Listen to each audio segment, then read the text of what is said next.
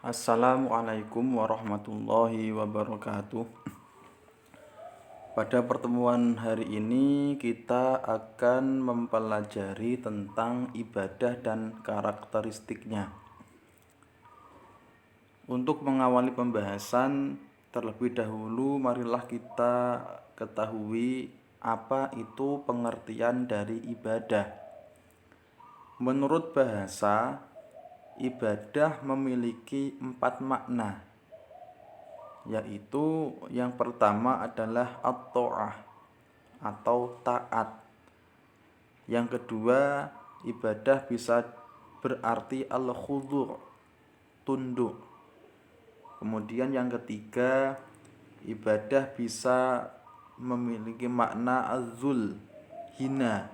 Dan yang keempat, ibadah juga bisa dimaknai sebagai at-tamasuk, pengabdian. Adapun menurut istilah, ibadah adalah semua bentuk pekerjaan yang bertujuan memperoleh ridho Allah dan mendambakan pahala darinya di akhirat. Jadi segala macam bentuk pekerjaan asalkan itu diniati karena Allah Subhanahu wa ta'ala, maka akan bernilai ibadah dan insya Allah akan mendapatkan pahala dari Allah. Kemudian apa yang mendasari kita harus beribadah kepada Allah? Ada banyak sekali ayat Al-Quran yang memerintahkan kepada manusia untuk beribadah kepada Allah. Salah satunya adalah surat Az-Zariyat ayat 56 yang berbunyi, "Wa ma khalaqtul jinna wal insa illa liya'budun." Dan aku tidak menciptakan jin dan manusia melainkan supaya mereka mengabdi atau beribadah kepadaku. Lalu ada juga surat Al-Baqarah ayat 21. Ya ayuhan nasu ubudu rabbakumul ladzi khalaqakum walladzina min qablikum la'allakum tattaqun.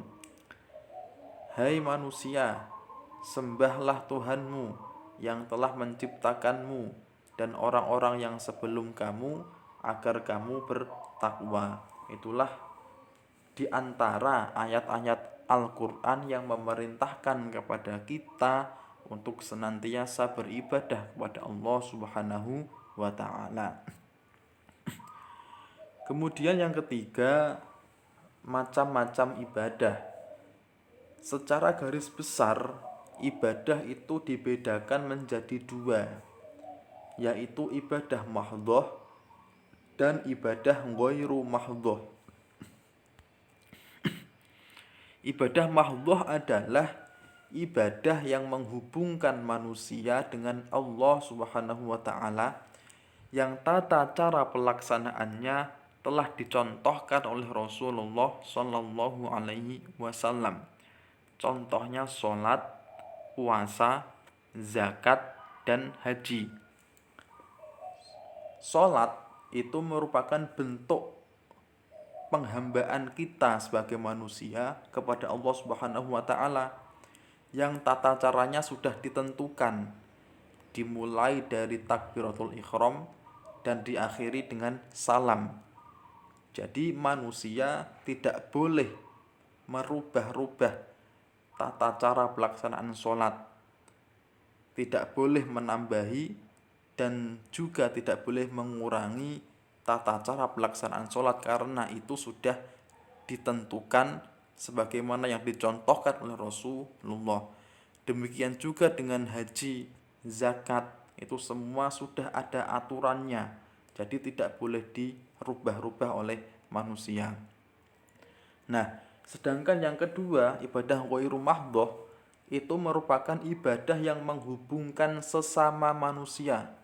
Jadi kalau mahdhah itu antara manusia kepada Allah, kalau ghairu mahdhah itu ibadah antar sesama manusia, yang tata cara pelaksanaannya tidak diatur secara detail. Contohnya menolong fakir miskin, mencari nafkah, dan bertetangga. Jadi menolong itu tidak ada aturannya. Kita bisa menolong dengan cara apa aja yang kita mampu. Bisa dengan tenaga, bisa dengan harta, dengan ilmu, atau apapun. Itu tidak ada aturannya secara detail. Inilah yang membedakan antara ibadah mahdhah dengan ibadah ghairu mahdhah. Kemudian selanjutnya dari segi pelaksanaannya dibagi menjadi 3. Yang pertama adalah ibadah jasmaniyah ruhaniyah, yaitu ibadah yang melibatkan jasmani atau organ fisik dengan rohani. Contohnya sholat dan puasa. Sholat itu ibadah yang berupa gerakan yang tentunya melibatkan fisik atau jasmani kita. Namun ketika sholat kita juga diharuskan untuk menghadirkan rohani atau hati kita, sehingga sholat dinamakan ibadah jasmaniyah ruhaniyah. Kemudian yang kedua ada ibadah ruhaniyah maliyah, yaitu ibadah yang merupakan perpaduan antara rohani dan harta. Contohnya zakat. Zakat itu ibadah yang membutuhkan harta, sehingga dinamakan ruhaniyah maliyah.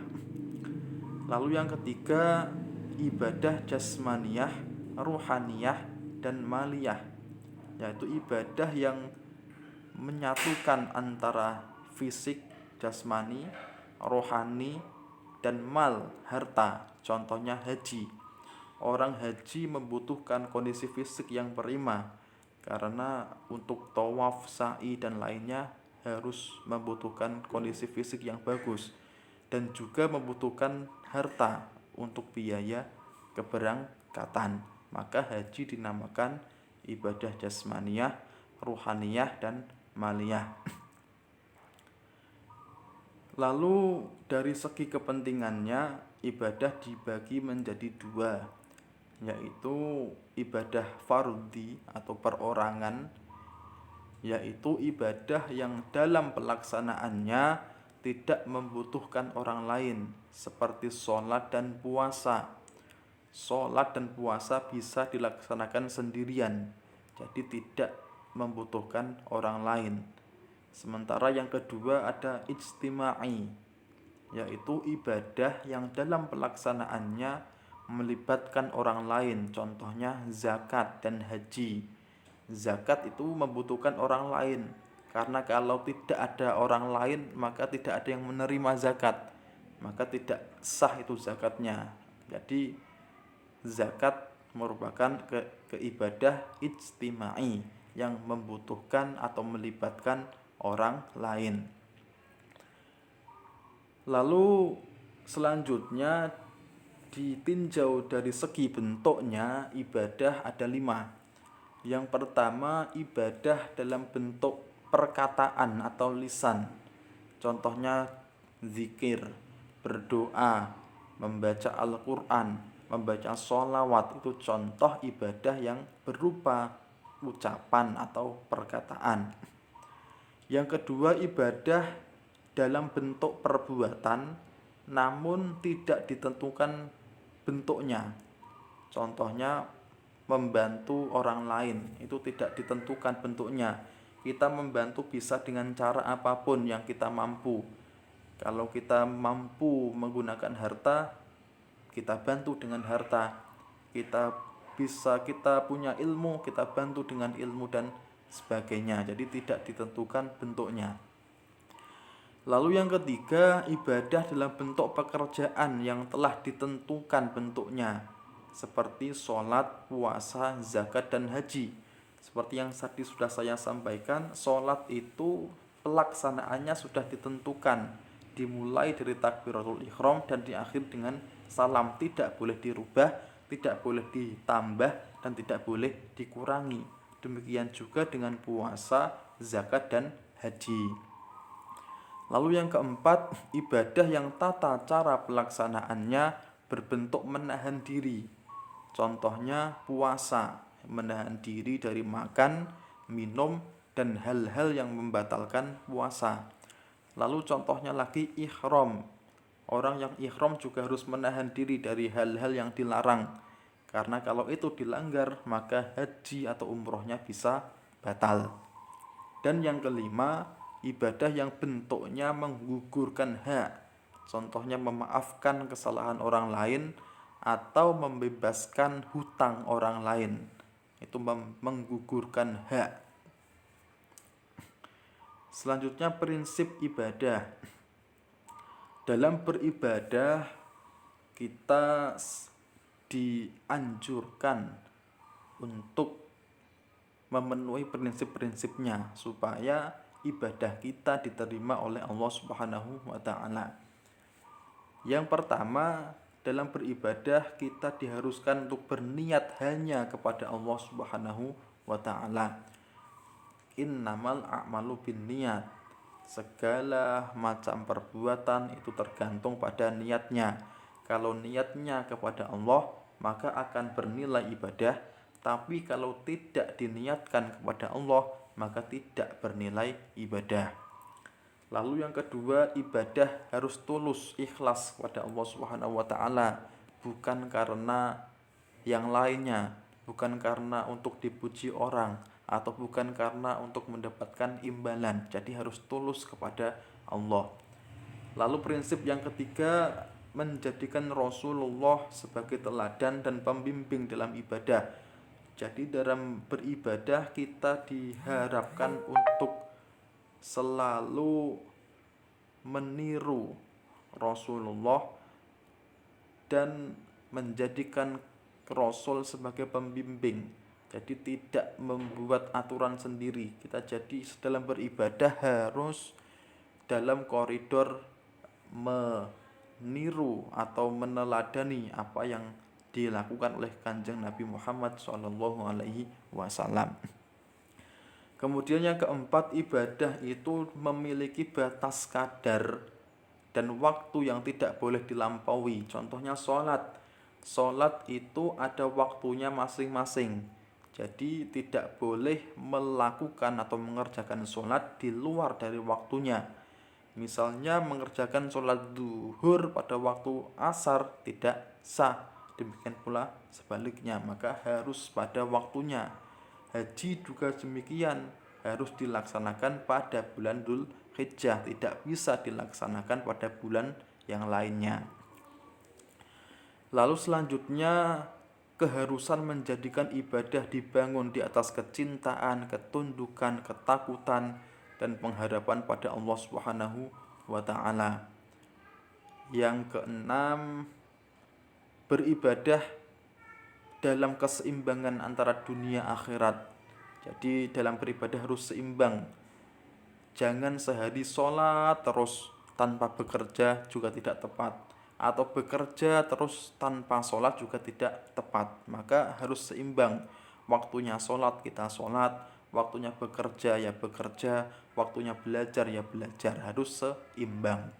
Dan yang terakhir, prinsip ibadah adalah ibadah tidaklah gugur kewajibannya pada manusia sejak balik dalam keadaan berakal sampai meninggal dunia. Jadi ibadah itu kewajiban yang akan tetap sampai meninggal dunia selagi orang itu dalam kondisi sehat dan berakal. Kecuali kalau orang gila tidak diwajibkan melaksanakan ibadah. Nah, selanjutnya ibadah dalam Islam menempati posisi yang paling utama dan menjadi titik sentral seluruh aktivitas manusia. Sehingga apa saja yang dilakukan oleh manusia bisa bernilai ibadah, namun tergantung pada niatnya masing-masing. Lah, maka dari itu sebelum kita melakukan aktivitas sehari-hari, sebaiknya kita niatkan aktivitas tersebut karena Allah Subhanahu wa taala, supaya apa yang kita kerjakan itu bernilai ibadah dan mendapatkan pahala di sisi Allah Subhanahu wa taala. Demikian penjelasan yang dapat saya sampaikan. Saya akhiri. Wassalamualaikum warahmatullahi wabarakatuh.